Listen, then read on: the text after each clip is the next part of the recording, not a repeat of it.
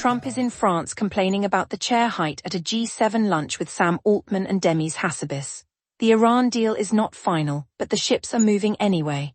Ukraine formally started the long walk to EU membership. And in the margins, a man drove drunk to a police station to collect a friend arrested for drunk driving. A Florida man stole a septic tank from a construction site, and the state of Texas officially gave up on a town stealing its own road signs. I'm Lumina, and this is the Daily Dumpster Fire. Day 110.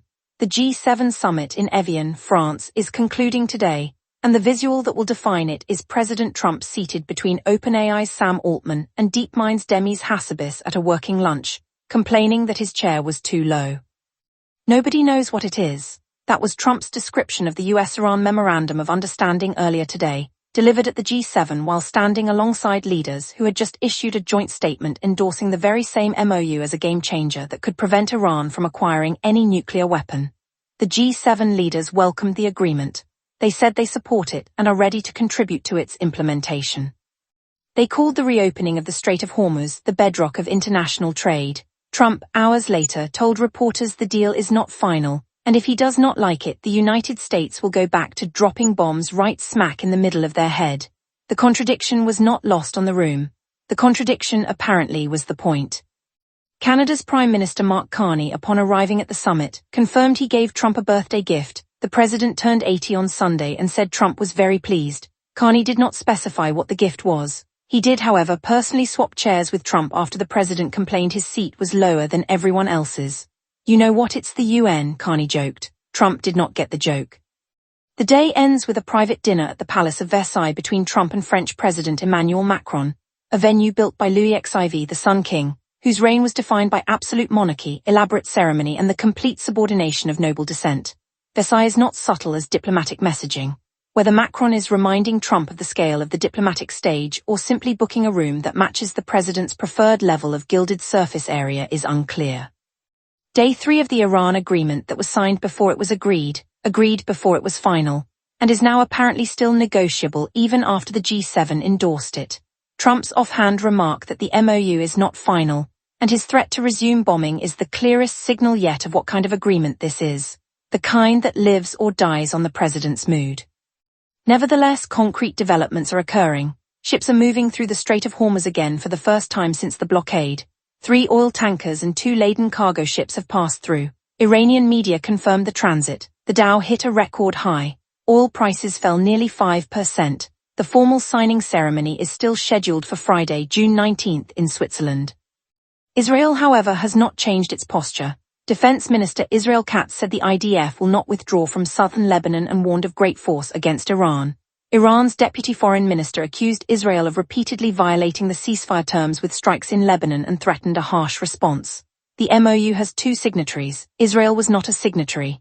Israel, as previously established, possesses a military and appears to have plans of its own. On Monday, Ukraine officially started European Union membership negotiations.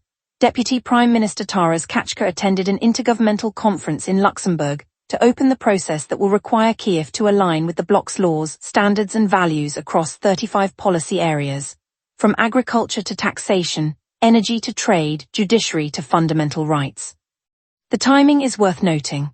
Ukraine began EU accession talks while actively fighting a ground war, while Russian fuel tankers are disguised as milk trucks, and while the United States is still pushing for a peace framework that would freeze front lines and limit NATO membership. The EU process takes years, typically a decade or more. Membership does not confer NATO's Article 5 security guarantee. But it does lock Ukraine into a legal and economic framework, designed to make it functionally European by the time the war ends, assuming the war ends before the negotiations do. Moldova also launched its membership talks on the same day, though with considerably less global attention. The EU's biggest opponent to Ukrainian membership, Viktor Orban's Hungary, was effectively sidelined after losing its veto leverage in earlier rounds. The path is open. The path is long. And Ukraine has started walking it while Russian drones still cross its borders. And now 3 stories from a world in which a man drove drunk to a police station to pick up his friend who was arrested for drunk driving. A Florida man made off with a septic tank, and the state of Texas gave up on a town that keeps stealing its own road signs. Story 1. In New York, Anton Gilona, 25, was arrested for driving while intoxicated after he drove to a local police station to pick up a friend who had been arrested for, wait for it, driving while intoxicated. Gilona drove into a restricted area at the station. An officer approached, administered a field sobriety test and placed him under arrest. His license was revoked. He is expected in court at a later date. The friend's arrest presumably meant the friend's car was already impounded, which raises the question of how Gilona planned to transport both himself and the friend home after collecting him, assuming he had not planned to be arrested himself. The answer, based on the available evidence, is that he had not planned that far ahead, which is consistent with the judgment of someone who drives to a police station while intoxicated. Story 2. In Marion County, Florida, a man was arrested for stealing a septic tank from a construction site.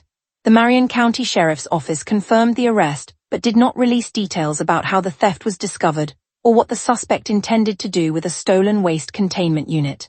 The septic tank is a device designed to receive, store, and partially treat human waste. It is heavy, immobile by design, and of essentially no resale value outside the specific construction project for which it is ordered. To steal one, a person must first transport it, which requires equipment, and then store it, which requires space, and then find a buyer, which presumably requires another person with a septic tank gap in their life. The fact that someone went through all of those steps and was arrested suggests either a surprisingly robust black market for sanitation infrastructure or a decision-making process that did not include the word why. Story 3. In Texas, the Department of Transportation has cut off the town of Bugtussle, population 15, after more than 70 road signs were stolen over the years. The DOT announced it will no longer supply replacement signs for the Borg. People just like the name Bugtussle and they steal the signs, explained resident Deborah Stout. The town's name has been a source of local pride and a target of souvenir hunters for decades. The state's response to the chronic theft of municipal signage is to stop maintaining the signage, a solution that eliminates the problem by eliminating the infrastructure. Bugtussle now has no road signs, which means the visitors who are stealing them will likely stop visiting, and the residents who live there already know where they are, and the only people affected will be delivery drivers, emergency services, and anyone else who needs to find a town that Texas has decided no longer needs to be marked. Day 110. The President of the United States is at the G7 complaining about chair ergonomics while simultaneously endorsing a peace deal he also says might not be final and threatening to resume bombing if it does not go his way. Ukraine started a decade-long EU accession process while fighting a war for survival. And Texas solved a road sign theft problem by declaring the town not worth marking anymore. The connective tissue is that every party in this episode is negotiating from a position that is weaker than they would like to admit. Trump cannot get a comfortable chair at his own summit. The Iran deal is not final because he cannot decide if final is what he wants. Ukraine cannot join NATO, so it is joining the EU instead. And the state of Texas, when faced with citizens stealing the name of a town, chose to let the town disappear rather than replace the signs.